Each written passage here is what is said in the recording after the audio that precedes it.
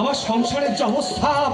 আমি আমি তোমাকে কথা দিচ্ছি, স্ত্রীর দাবি নিয়ে আমি তোমার বাড়িতে যে কোনোদিন দাঁড়াবো না। তুমি ভাবতে পারো কি অবস্থায় পড়লে।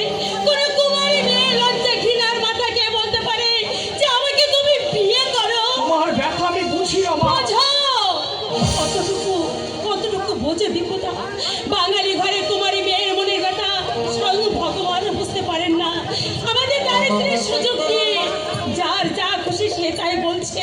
কে কি বলছে? কালী বিনোদ বদি দাদাকে ডেকে বললে আমার সঙ্গে আপনার বোনের বিয়ে দিবেন সোমনাথ বাবু। স্পর্ধা রেলের চোরাই মাল বিক্রি করে যা হিন্দুরা পয়সা বানিয়ে ছাড়া 2 বছর আগেও যা টাইনে আনতে বায়েগুলো তো না। তুমি অযথাই মাথা গরম করছো। লোকের মুখ তুমি কি করে বন্ধ করবে? গরিবের ঘরে শুধু রূপ থাকলে মেয়ের বিয়ে হয় না, রাশি রাশি রূপও যায়।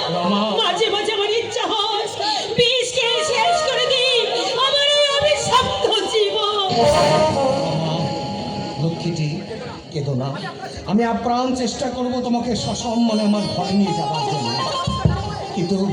কিন্তু দীপার একটা ব্যবস্থা না করে এখনই বিয়ে করলে আমার মা বাবা যে বড় দুঃখ পাবে রমা। বেকারত্ব অভিশাপ বাবাকে নিশিদিন কুড়ি কুড়ি খাচ্ছে রমা। আমার ছোট বোনটা মুখ কালো করে আমার চোখের সামনে ঘুরে বেড়া। ওর একটা ব্যবস্থা না করে এখনই বিয়ে করলে।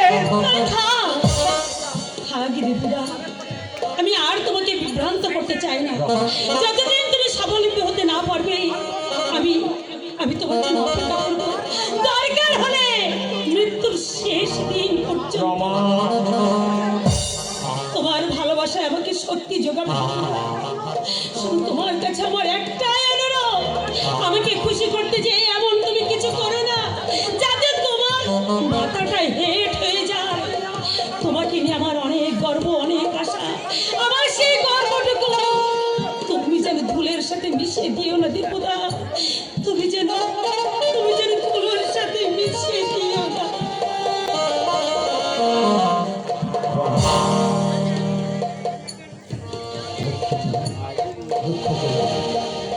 আমি আপ্রাণ চেষ্টা করব তোমাকে সসম্মানে আমার ঘরে নিয়ে যাওয়ার জন্য। তোমাকে ছেড়ে দূরে থাকতে আমারও যে ভীষণ কষ্ট হয় রমা। তুমি যে আমার আহত জীবনের সান্ত্বনা, আমার হৃদয় আকাশে পূর্ণিমার চাঁদ। আমি জানি তুমি শশী।